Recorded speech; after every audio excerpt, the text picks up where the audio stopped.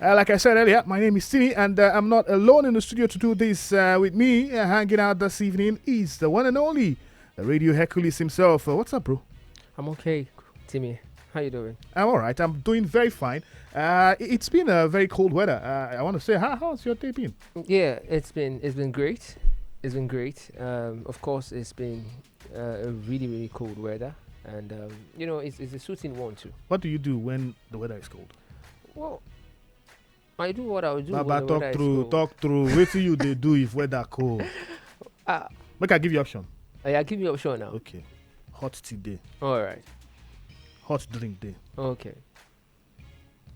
Shima day. Which one, Mishima? Irima. Okay. Kele. Option A. Guy. Hot tea. You never they talk through. Lagos, Nigeria, welcome once again, and let's get into the show proper as we'll be taking a look at what's happening in the world of tennis, talking about Wimbledon because the qualifiers for the quarterfinals are already set in action right about now. Some are already through to the semifinals, and also we'll be taking a look at what's happening with the under-20 Flying Eagles as we hear they are already in camp, not forgetting the transfer world for Nigerian players, where they want to move to, how they want to move. Hopefully, we'll also get a call in from Asaba for us. Kufrepa is still down there making sure that he gives us updates from the NNL playoffs. Remember, yesterday was fantastic. He gave us a lowdown of everything happening in those matches, and let's see whether he will still be able to call in today to give us the update, even though we know that the final group games of the NNL matches will take place, I think, tomorrow and Wednesday and Thursday. I can't remember right now, but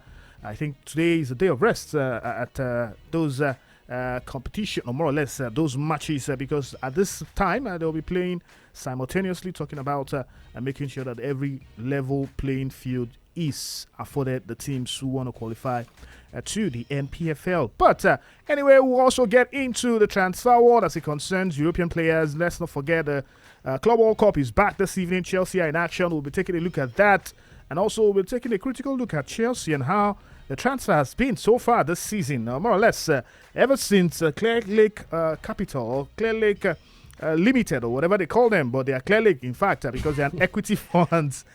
Take a look at how they've spent money and our players have come in for Chelsea. Has Chelsea progressed since the sale from Roman Abramovich to the Clear Lake Capital, or have they been stagnant? That's the big question that Hercules and I will be looking at critically. How Chelsea, whether they've progressed or whether they are retrogressing or whether they are just at a standstill. But welcome once again to the show, and definitely it's a bumper-packed edition where we will be talking plenty of sports. And definitely, where can we start off if not the Wimbledon?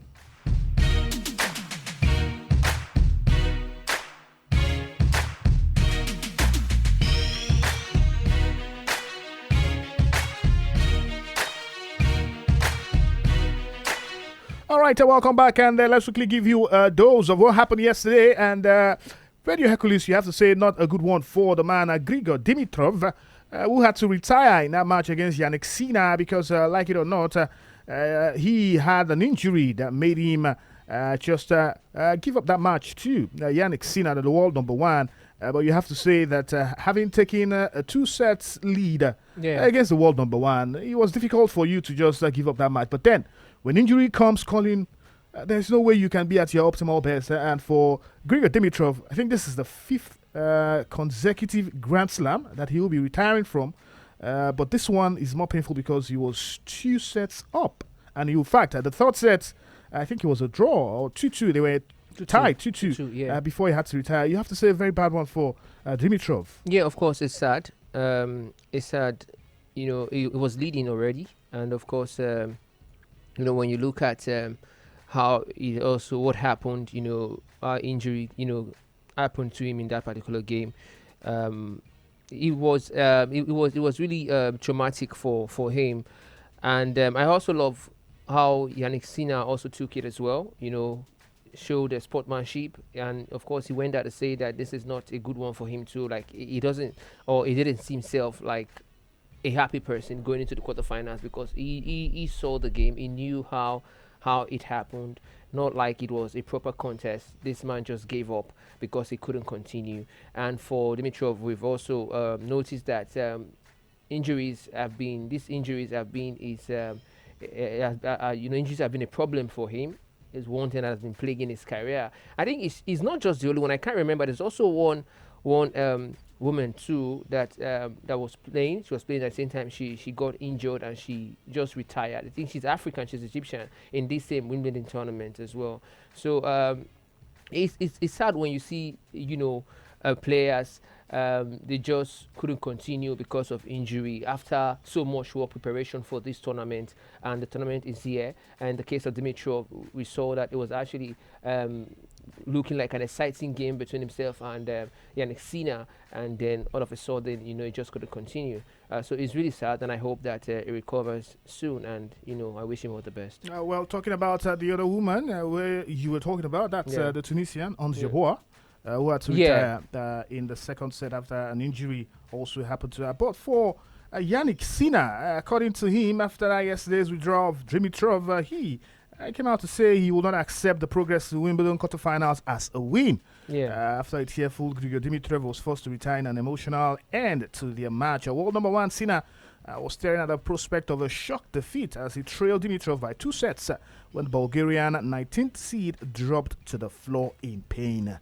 So sad. Like I told you earlier, this is the 5th consecutive Grand Slam where Grigor Dimitrov will be retiring. He'll be forced to retire in matches he's playing. For Italian player Sinner, a 3-time major winner, he has become only the 9th man in open era to reach 7 consecutive Grand Slam quarterfinals. And you must say, hey, he'll be thanking his heavens that he was able to get through, even though they say if you know spoil for one person sometimes, they better for the other. Not true. It's and so it be. Somebody must fail for someone else to succeed. So that's so it be. Na normal life. Na normal understanding. Life na ga. So still talking about Wimbledon, let's let you know that American top seed Taylor Fritz overcame an unexpected third set capitulation to beat Karen Khachanov and reach the semi-finals of the Wimbledon for the first time. The 5th seed had looked on course to wrap up the match in straight sets with his big seven key to a 2-set lead, but things suddenly fell apart for Fritz in the third as he struggled to land his first serve while sending more shots beyond the baseline as Khachanov, who took it 6-1. Like it or not, this is also a good news for Fritz, who will be looking at making sure he gets back into winning ways. Remember, the world number 5 is looking to end his country's long wait for a male Grand Slam winner, because the last time we saw an American win a Grand Slam has to be Andy Roddick in 2003 at the US Open. And for the Americans, apart from their women, we've seen the likes of Sloane Stevens, the Venus sisters. Yeah. Now we are seeing Coco Gauff, who is also out. But then for the men, since the days of Andre Agassi and the Roddick, Pete Sampras, I don't think Americans, in terms of their male counterparts in tennis, they've really not shown up at Grand Slam event in recent times. Apart from Taylor Fritz, who is trying his best. This is his first Wimbledon semi-finals. Yeah. And you'll be thinking maybe he might just be in there to rack up some wins and get to the finals again. Yeah, you're right. You're right when you talk about the Americans, the male counterparts now, that have not been really up there when we're talking about the best of tennis players in recent times, best of tennis players in recent times, because when you look at from the time of Roger Federer and Rafael Nadal, now spanning to this new era that we're witnessing, the likes of Carlos Alcaraz and also Yannick Sinner, I think they've not really come up so much to put it. When we look at the women aspect of it, Coco Gauff now, of course, she's there, and before this time they also had Venus, who was Serena, who was more like the goddess of the sport. At the time, constantly in finals, and one of the, if not at that time, the biggest that played, in our era. So, but for the men, it's not the same. And with Fritz, there's this respect I have for these new kings, I call them, of tennis. We saw the last time out, the finals, the Roland Garros Yeah, final, Sina and Sina and Alcaraz, Alcaraz. So it was more like, these are the heavyweights. I did look for one word and I won't use now. Not be just heavyweights now. They are like the gods, the small gods of tennis now. So if you're playing against them, you have to play. You must give your best. You must give your best. So you're not just coming and just doing the usual. No, you have to be extraordinary. There should be an extra in the ordinary. Abi? Yeah. So for you to defeat these people. So for Fritz, let's hope. Let's see what happens. All right, wishing Fritz all the very best. Remember, Carlos Alcaraz is uncut at this point in time. They're still in the first set, playing against Cameron Norrie, as Norrie is a game up, one love in that first set. Carlos Alcaraz is the one serving, but let's see how that game goes. It's still early days, or early hours, or more or less early minutes in that game, and so things can still turn around. Let's switch to the women's angle at the Wimbledon, and let's tell you the world number one, Aryna Sabalenka, narrowly avoided a seismic shock as she fought back to beat veteran Laura Siegemund and claw her way into the Wimbledon semi-finals. The Belarusian heavyweight favorites for the title had to twice come back from a breakdown in the deciding set to beat the 37-year-old German. Talking about Siegemund, who has surprised everybody in this tournament, 4-6, 6-2, 6-4. And for Sabalenka, she has reached the final of the past three majors, and with most of her rivals falling in the first week of SW19, she has an incredible chance of reaching Saturday's showpiece. And for Aryna, like we said earlier, well, yesterday, talking about the women's angle, the likes of Coco Gauff is out, Yeah. Jasmine Paolini is out, who we hear has fired her coach because she really didn't take that lightly that she got out of the first round in the at the Wimbledon. But for Aryna Sabalenka, you have to say this is her chance to win a major title this year, because she's been into finals, but she's lost the two finals she's been so far this year. This is another opportunity, and she's showing her money's worth to get into the Wimbledon final. Yeah, I think Sabalenka, she will go all the way this time around. Looking at not like I'm trying to underrate other competitors as well. Competitors in the competition. But when you're looking at the quality that she has, and you look at the people that are in front of her, I think Swiatek is still there. Yeah, which because Swiatek is there. And of course, at the Roland Garros, she was the one who knocked out Swiatek, even though Swiatek had a better head-to-head record against her. But when you look at Aryna Sabalenka, I think there's a chance, and she's doing everything that she has to do, to get there and also win something for herself. Let's see how that goes. And talking about the other match happening right now on court, it's Amanda Anisimova taking on Anastasia Pavlyuchenkova. So far, Anisimova has won the first set 6-1, and in the second set, she's leading by 5-3. You have to say, maybe it's just the end of the road for Pavlyuchenkova, as Amanda is really, really hot on her trails at this point in time. From there, let's switch gears into football. And where can we start from it? If not from the home front, where we hear Kano Pillars now have new managers at the helms of affair, and he's a former Super Eagles player. I begin to wonder, maybe with this appointment, he might just call it quits with the Super Eagles. Talking about Ahmed Musa, who is now the general manager of Kano Pillars. And remember, he's still the Super Eagles captain, even though he's not announced that he will be retiring or hanging his boot as it concerns the international football. But for Ahmed Musa, he has pledged to restore the club's status as one of Africa's elite football institutions. According to reports that we've heard, he was named the general manager of the Northern Club as more or less the old guard were relieved of their work. And now you have to say the Super Eagles star, a newly appointed general manager of Kano Pillars Football Club, he's trying to make sure he repositions and restores the reputation of Africa's foremost football institution. You have to say he has a lot of work in his hands if he really wants to take Kano Pillars to the heights again, because Kano Pillars used to be that big club from the northern side who were competing with the likes of Eyimba. I remember when they won the league, I think in 2014. 2014 and I think 2015, 2013, 2014, they won back-to-back league titles. But since then, we've not seen Kano Pillars doing great and mighty things on the local scene. Though they still have very good players, they still command respect. But then again, their fortunes has been dwindling in recent years. And for Ahmed Musa, he has his work cut out to do big things again at Kano Pillars. Yeah. One thing I like about this appointment is, I've always been a vocal proponent for, football organizations, going for football heads, players, people who know the game, put them in position where they can use their knowledge, their experience in the game, to drive success.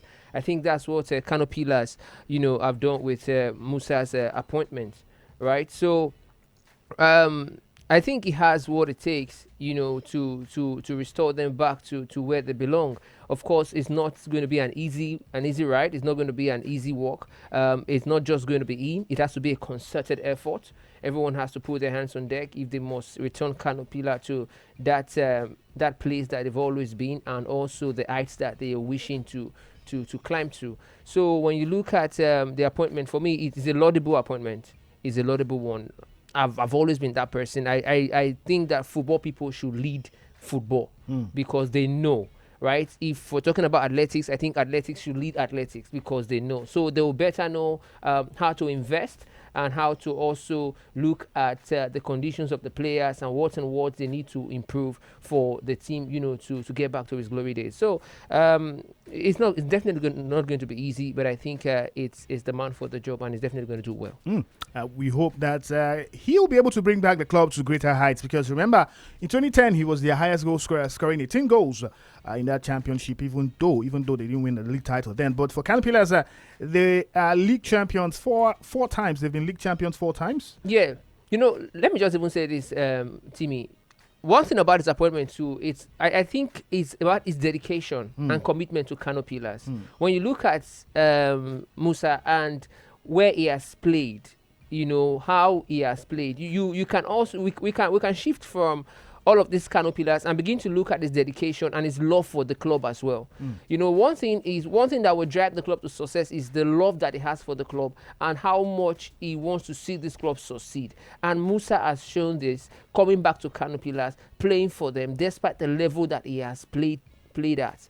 So it's one thing that we must give to him. Now, bring me to the points I was trying to make earlier about how Kano Pillars have fallen in time past and in recent times. They were league champions 3 times back to back consecutively. 2012, 2013, 2014. They were league champions. They won their first title in 2008, by the way.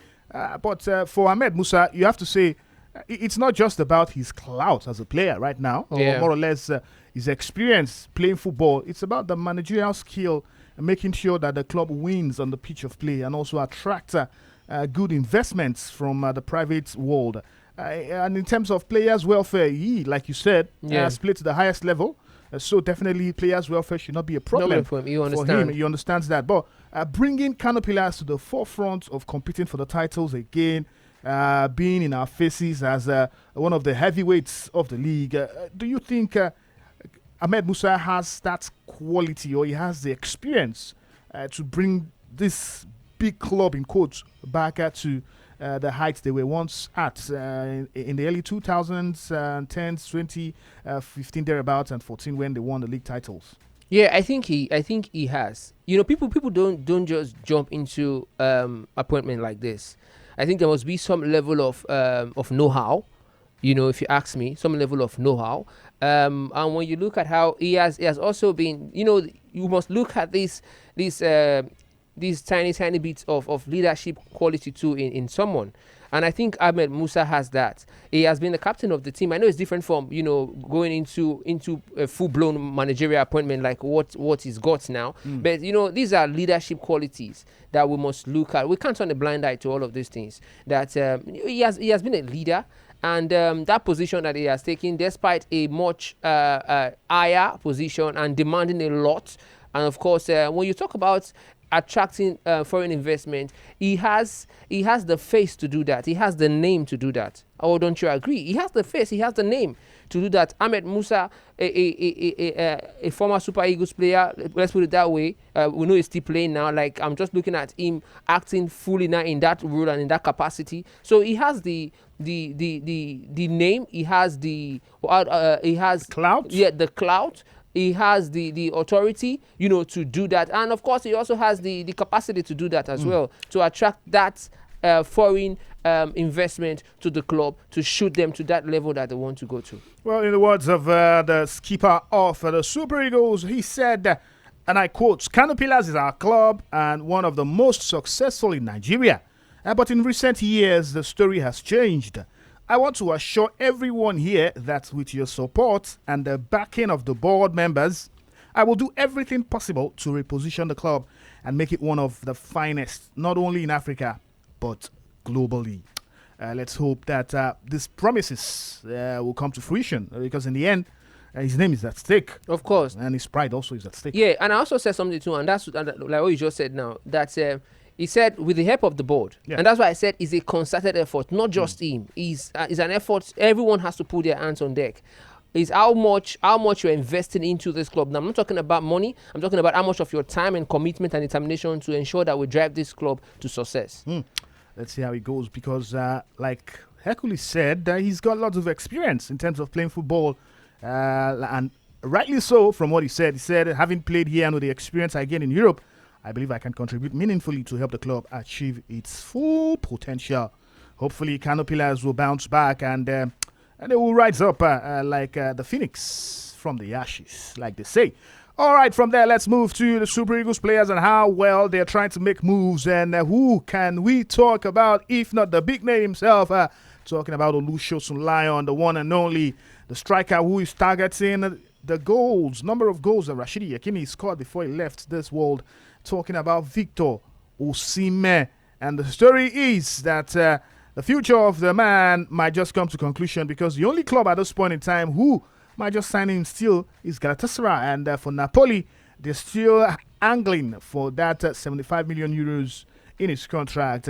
I think that's the only stumbling block at this point in time. We hear Galatasaray they've increased their offer from 50 million to now 60 million euros, but they are still way short of the valuation and Napoli is asking for. And the troubling thing is that no big club, apart from Galatasaray, coming for Osimhen. I think that's a worry for me, that a big player like this, a proven striker who has scored goals in the biggest of the biggest leagues, talking about Italian Serie A, won the Italian Serie A with Napoli, should be commanding offers from bigger clubs around Europe, but we're not seeing it for Osimhen. What do you think might be the cause of this? If at all he wants to continue to play in Europe, because we've heard that Al Hilal are also in the mix to get him, but I think he's not interested in going to Saudi Arabia at this point in time. But for Victor Osimhen, you have to say it's not really panning out well, this transfer window for him, because last time, more or less last summer, we saw Chelsea chasing him till the last day of the transfer window. Other clubs were in there for him, but just for that transfer fee. But for Osimhen, you have to say things need to improve for him in terms of the transfer window. For Osimhen, of course, Al Hilal is out of the picture because Osimhen is at the peak of his powers now. So going to Al Hilal is going to be a definitely wrong call. But let's focus on Europe. And just like you said, it's really quite troubling that the number of goals he plundered last season, and also how he has cemented his status as one of the world's best attackers. Yet we are not seeing clubs, queuing for him. We're not seeing clubs falling over themselves, for Osimhen. It's quite troubling. But we have clubs on papers who have not, put up a formal bid for him. The likes of Manchester United and also Arsenal, but now focus for Arsenal now has shifted to Victor Gyökeres. And even, I think recently, was it yesterday or even today, Rio Ferdinand came out and was talking about Osimhen, that Osimhen is the striker that Manchester United should go for. That's his preferred, and he has been singing Osimhen since God knows when, because he said Osimhen is a beast. When you talk about that position, he's one of the best, and he has complained about the money that Galatasaray are paying for Osimhen. That why is it that United can't pay that money? That the money is even too small. That's what Rio Ferdinand said. That the money is even too small to be paying for a top class player like Osimhen. You know, so it tells you about the quality of the player, and it is really worrying that we're not seeing those players. But Timmy, I want us to see from a different perspective now why teams are not coming for Osimhen. Now, when you look at the teams now, which team do you think would want to go for Osimhen? PSG definitely do not need Osimhen at this time. When you look at how they set up, how Luis Enrique set his team up, they don't really need Osimhen. They have Goncalo Ramos there. Ramos is not even starting because of the team setup. The way he set up his team, Ramos is coming in as a substitute and not even all the time. We look at the Club World Cup, how many games, you know, as it started for them. Even when they played with 2 red cards, or they had red card in the last game they won against Bayern Munich, it still didn't come up. You know, that wasn't the time for that, I know. But, you know, it tells you that the way teams are set up is also a contributing factor to why clubs are not moving the way they should move for Victor Osimhen. You want to talk of Real Madrid? Do Real Madrid need Victor Osimhen? They have Kylian Mbappe, and of course there's this rising star now that has the markers of Raul Gonzalez. He has scored 4 goals, you know, at the FIFA Club World Cup. What's his name again? Now I can't remember. One of the I can't remember now. They are the leading goal scorer, you know, for Real Madrid in this. Real Madrid, okay. Yeah, that's Gonzalo Garcia. Yeah, Gonzalo Garcia. Thank you so much. So they have that one, and they also have Mbappe. You know, so, and when you look at Barcelona, they had Lewandowski. We know Lewandowski, of course, is aging going to that time. I think Barcelona can move for him because of Osimhen's profile and the club. They love that top man, you know, at Barcelona. But I think one of the teams that really needs Osimhen, that is not going for Osimhen, is Manchester United. Arsenal needs Osimhen too, but now they have, because of profile, so to put it, because, you know, Arteta has his profile, that's the kind of players we want. Now, because of profile, they have moved for Victor Gyökeres, which of course is a fantastic decision. Looking at Victor Gyökeres' prolific goal-scoring records, you know, and of course is someone who is familiar with the UK environment as well, from Swansea to Brighton, from Coventry, you know, to Sporting. So there's this experience that is got. But for Osimhen, I think it's United that needs Osimhen at this time. But money is a problem. But why do you think Manchester United cannot cough up 75 million euros for a striker? Because in time past, yes, we've seen them splash money for Højlund. Yes. Not a proven striker at that time, but then they got him for big money. They also splashed money for Joshua Zexi. So why not bring out the money to sign a proven striker? Maybe, like the report we've heard also, we hear that Osimhen is prioritizing Galatasaray at this point in time. He says he wants to remain in Turkey, enjoy his time over there, and maybe that could also be a reason for him. But then again, I would have expected at Manchester United at this point in time, like you said, Rio Ferdinand also coming out to say, hey, we need to go for this player, because for Manchester United, one of the things they lacked last season was a proven goal scorer, a man who could deliver goals for them. Yeah. It was all about Bruno Fernandes scoring the goals for them, giving the assist. But then when you look at the strikers that they had, Joshua Zexi came in January, he couldn't deliver. Højlund was there, still couldn't do anything. Rashford had to leave because Amorim came in, and you could just see that they had a dearth of striking options. And so at this time, a reasonable fan will definitely be thinking, hey, Osimhen is there for the taking. Why are we not going for him? Yeah, you're right. You're right. Osimhen is there for the taking. But, you know, when we look at the times that United spent this money on these players, they really didn't have football heads. Yeah, because they didn't have good football heads leading the club, and that's what the club is suffering from at this moment now. So what they're trying to do now, they're trying to move players on to free up space, and also, you know, that's the wage bill structure as well. Yeah. So all of these things are a contributing factor why they are not. Look at Mbeumo's deal. Mbeumo's deal is stalling for almost 2 weeks or more. I believe that Mbeumo's deal is basically just Brentford asking for more. Yeah, they're asking for more. But the United that you and I know, more shouldn't be a reason for Buemo to still be at Brentford. Because if we had Ed Woodwards now, Mbeumo should be a Man United player by now. And of course, we should have closed the Osimhen's deal. Because that was how reckless in spending Ed Woodward was. United spent money on Angel Di Maria. What was the outcome? Bought so many players, paid so much. How much did they buy Sancho from Borussia Dortmund? About 73 million pounds. And paying him is on a wage level of almost 350k.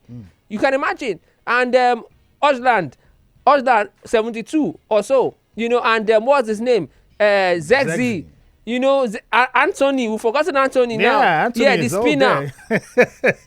The spinner. So these are the things we're talking about. Somebody said Anthony na Ashakere way from Brazil. Like the dance Jua. But like it or not, we have to say Osimhen needs to make that move to a bigger club. I feel his talent is too good to be playing in Turkey at this point in time. But he's made his stance known. We hear he's already angling for that move to Galatasaray. Is making his stance known that he will prefer a move to Galatasaray. And we hear on Monday through Fabrizio Romano, who said that Galatasaray made an opening offer of 50 million euros plus 5 million euros in add-ons for the 25-year-old. But Napoli are still waiting for that club that will pay his release clause, or maybe something close to his release clause, which is 75 million euros. From there, let's move to the European segment and talk about Chelsea, because they are in action today. And Radio Hercules, you have to say the Club World Cup is hotting up. But the reports we are hearing from America is that the weather hot. Weather hot. But at the also say weather hot don't mean say foul go lay boy they'll go. No be lie. No feed lay boy there. No be lie. They go still play football last. So. But you have to talk about this weather issue for the clubs, especially the European clubs, and also looking at the fact that they always have, after 30 minutes for first half and after 30 minutes in the second half, they have a cooling break. You have to say, should this be a cause for worry for the players, especially the ones that have played so many matches during the season and now going to the Americas to play this hectic match, even though there is lots of money. But then the players' health also calls for consideration. You have to say Maresca has a point here about the weather being too hot for the players. Yes, this is the angle I've always wanted people to see the Club World Cup from. Apart from the excitement of football, that it gives to us as fans. We must prioritize the players' health, and that's of course, when you look at these players, if they are not well, they can't play, and that excitement you're waiting to get, you can't get it. So Maresca coming out to talk about the weather is not the only one, and when you look at the Club World Cup, there are several complaints to emanating from the Club World Cup. Maresca coming about the weather. I think Pep Guardiola and Jude Bellingham coming about the pitch. Luis Enrique coming about the pitch. A lot of complaints are coming out from the Club World Cup. For the weather, one time Maresca also said that they could not train. They were training and they had to to cut short the training because of the weather. And look at the last game against Benfica. What happened, the thunderstorm. So all of these things. And when you look at these players and the number of games they've played, really, you want to say that, is this Club World Cup a good idea for them? Is it a good idea? Because, recently Klopp came out and Klopp said something. Klopp said that it's the worst idea ever. And Pep Guardiola also, joined in and said a thing or two about it. And recently he has even said something that the Club World Cup is affecting them. It's going to affect them. The condition of this player, we must look at the condition of this player, because what this does is that it exposes them to fatigue and all of this high risk of injury. When these players they are not okay, they can't really give you that best that you are looking for. So for the weather, I don't know why. I think it is this heat wave in the US at this time. Not just in the US, I think it's also in the UK. kind of, because I've also gotten some complaints from some part of the UK about the E3. I think it's just this season there, and it's for me. It's also a long term thing. Let's look. Is this how it's going to be? At the FIFA World Cup next year? Is this what we're going to experience? And will this be a good call? But these are questions that I'll be asking, and I believe that FIFA is doing its work as well to take good feedbacks from all of these complaints and see how they can improve the system or even better the system. So that's what the situation looks like now. And for the condition of this player, FIFA should try to prioritize the condition of these players. Well, talking about Chelsea coach Enzo Maresca, he has shrugged off concerns about playing in hot and humid mid-afternoon conditions in today's Club World Cup semi-final against Brazilian side Fluminense.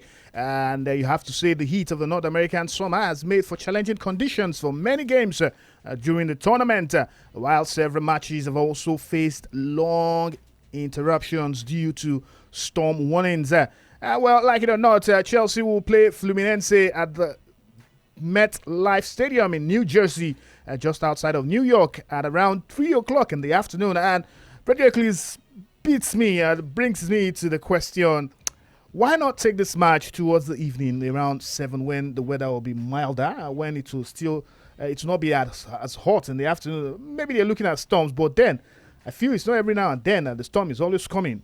Why not play this match in the evenings? Or maybe they're looking at the European timings too, because 3 o'clock in America will be around 8 o'clock here in Nigerian time, and around also the same time in Europe, Central Europe, and maybe 9 o'clock in the night at night in Central Europe. But for FIFA and for the players' welfare, why not take this match towards evening around 7 or maybe 6 o'clock, not 3 o'clock, where the sun is still blazing hot? Yeah, a lot of football analysts have also complained about the timing, right? Because apart from just the weather now, what the timing has also affected is its ticketing. They've also noticed that they don't get a lot of spectators, a lot of people buying tickets to watch the game, because the timing is bad for them. And I think it's one of the things FIFA will look at going forward, especially since the World Cup will be played in the US.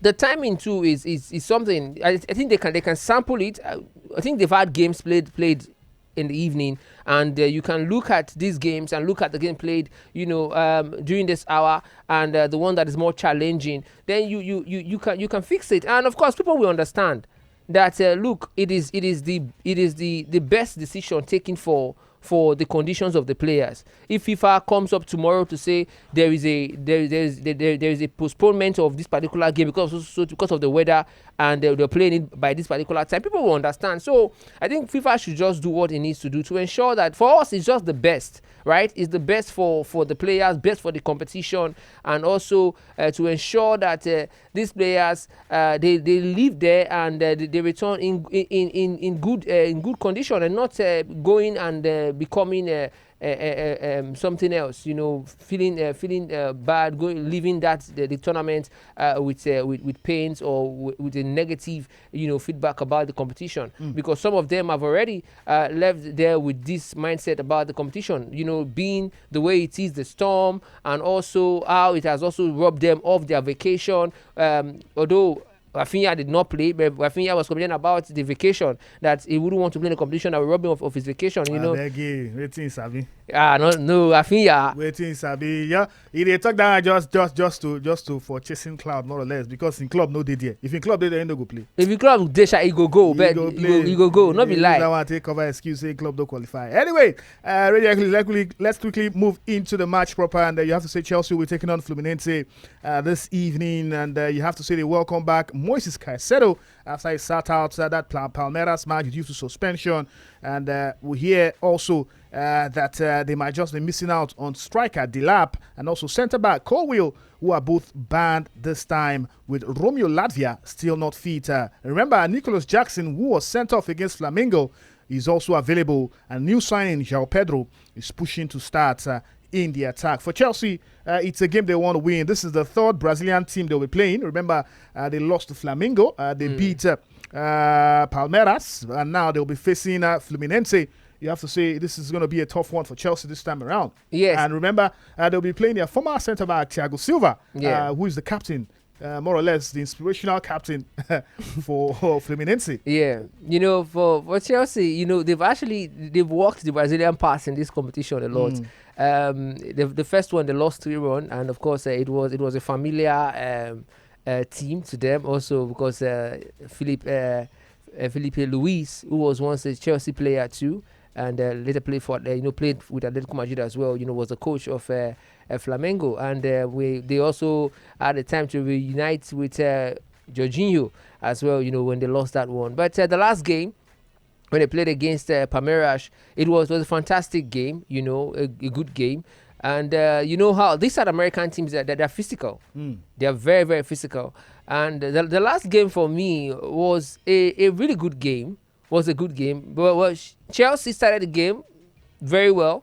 But in the second half, I think it was more of a contest. But I know that Fluminense, of course, they're going to pose a different opponent. And looking at how this Chelsea team is, there's something about Chelsea for me. I've said it many times that they don't look like a really solid team on papers. But, on the pitch of play, they are a very, very good team and difficult to beat. When you look at, and thank God they've got Caicedo back, and no thanks to that senseless move from Liam Delap that got him the card that, keep him out of this game, because it wasn't really a good decision. It was just running into players, and I don't understand for him to get a handshake and not a card. So it wasn't a good move for him. And knowing Jackson is back now, and João Pedro too, the cameo he had in that last game, it was exciting, and of course something promising for Chelsea as well. So looking at this game, it's definitely going to be a tough one. A very, very tough one.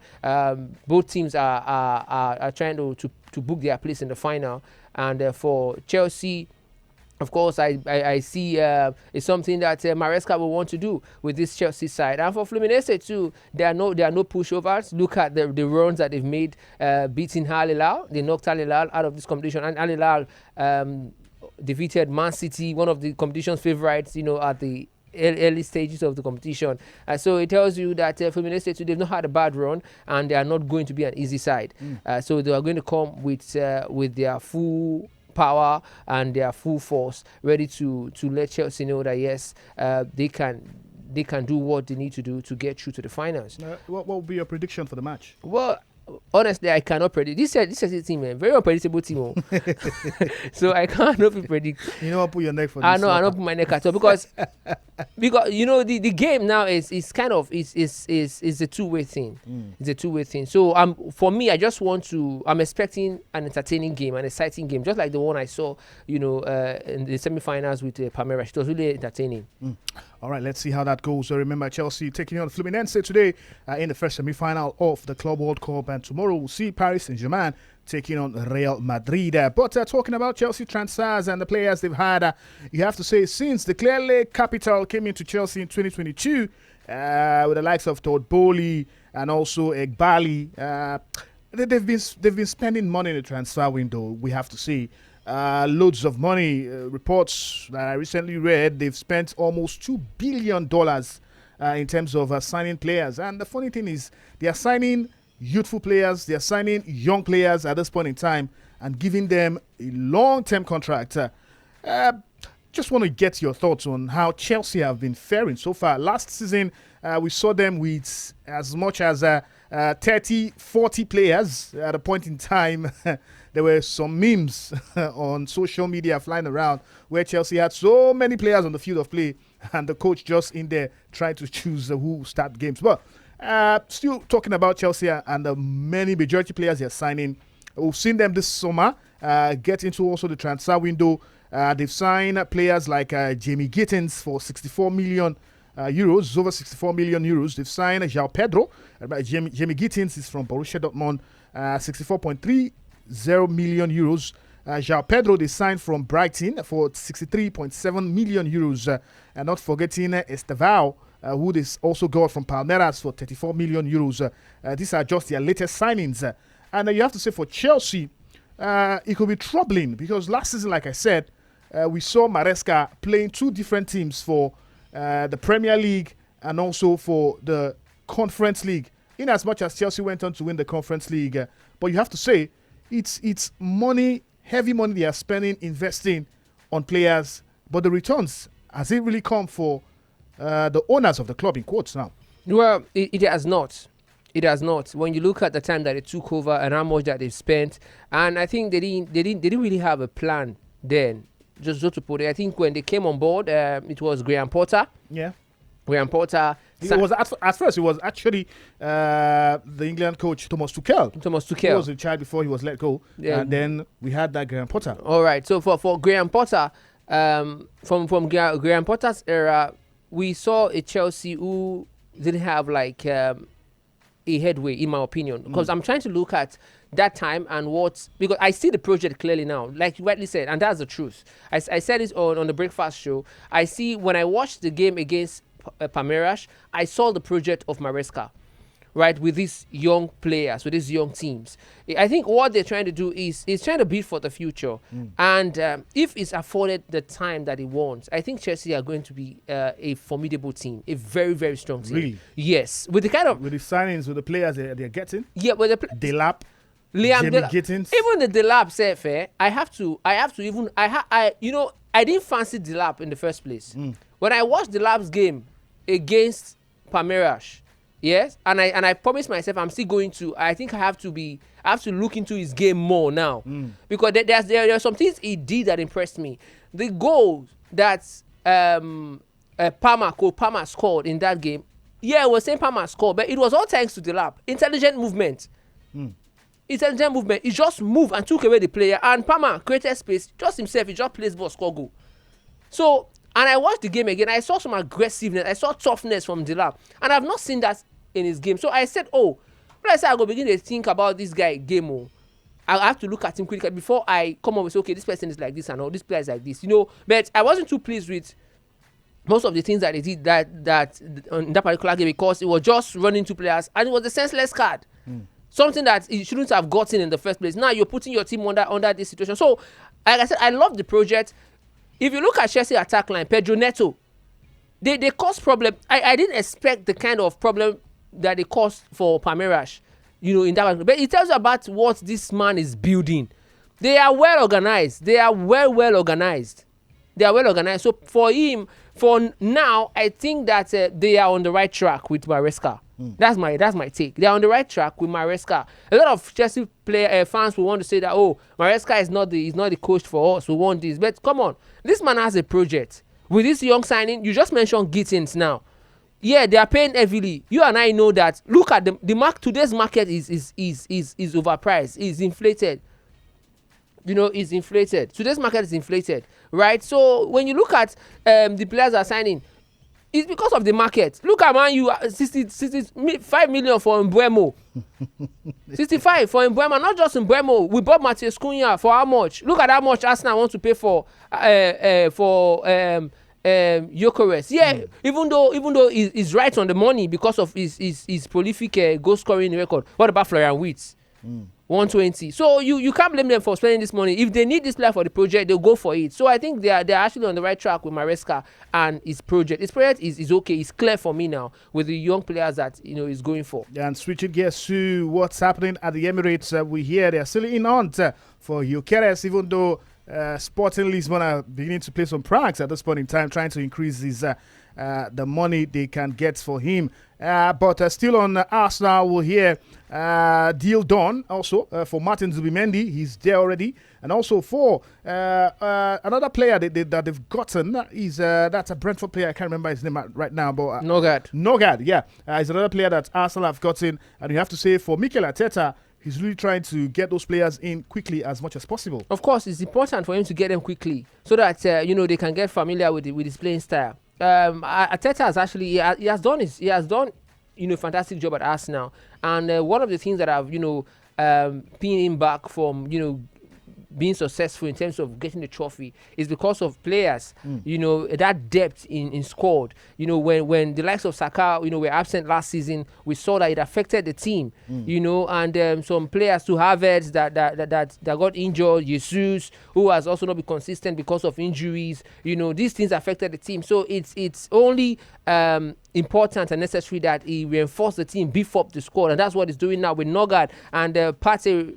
With the Partey deal that is off now, Nogard is coming in, and who else is there now that they've signed? Zubimendi, all of these players, and they're not just players; they are quality players who are also, players that can affect Arsenal positively in their chase for a title. And just as we wrap things up on the transfer segment, we hear Nottingham Forest winger Anthony Elanga is set to travel to Newcastle United for a medical after the Tyneside club agreed a £55 million fee to sign the 23-year-old Sweden international from the City ground side. Still talking about transfer, let's quickly let you know that Tottenham, Newcastle and Napoli are all monitoring England midfielder Jack Grealish after Manchester City set an asking price of £40 million for the 29-year-old. You have to say the stocks for Grealish has really fallen, not getting a place in the Man City squad and now being shipped off as a player who might not just be in the plans for Pep Guardiola. Grealish now one player I really admired when he was at Aston Villa. Moving to Man City, he's done well. He has done well. Yeah, he has won trophies, won the Champions League, one of those things. But that has also affected his playing time and also caused him to fall, down the pecking order when it comes to England as well. And Tuchel recently told him that for him to get a call up to the national team, he has to get a club. And look at Grealish now, a fantastic player. Scarring everywhere for club where he go play. So too bad. Really, really bad. Really bad. There's no word to even describe how bad for it not is. scoring goals, not giving assists for almost 2-3 years. Let's just say 2 years. To now be shipped off, you have to say disaster, a falling side for the man. Yeah, let's even shift from not scoring goals now. From being a key player, from Aston Villa. From Aston be a key player, from a key player to a team player, from a team player to bench player. To a best player, from a best player to Conde go player, that kind of a thing. So terrible for Jack Grealish, but then not terrible for us because it's about time we left the studio, and definitely it's been a swell time making sure we give you updates from the world of sports, especially football as it's happening left, right, center. Remember, the game tonight is between Chelsea and Fluminense. Don't forget, 8 o'clock, 8 p.m. It's the kickoff time, and hopefully Chelsea will be able to get their hands for that final ticket. Anyways, this is me saying my goodbyes on the show today for sports on Champion 90.7 FM. Remember, tomorrow will still come your way to give you loads and loads of happenings in the world of sports. Hopefully, the CCC on the MIC might just be back to give us a lowdown of what's transpired in Asaba as it concerns the NNL playoffs. On that note, it's a good time also to say goodbye here. Radio Hercules. Yeah, it's a good time. You don't want to go out. I don't bless me, you not go. Say me just there. What we just do you sport. You wish. Well, thank you guys for listening up. Thank you for always keeping an ear to listen to us on Champion 90.7 FM. We'll come your way again tomorrow for loads of sport. Till then, everybody, one and only Timmy signing out on today's show. Have a lovely evening.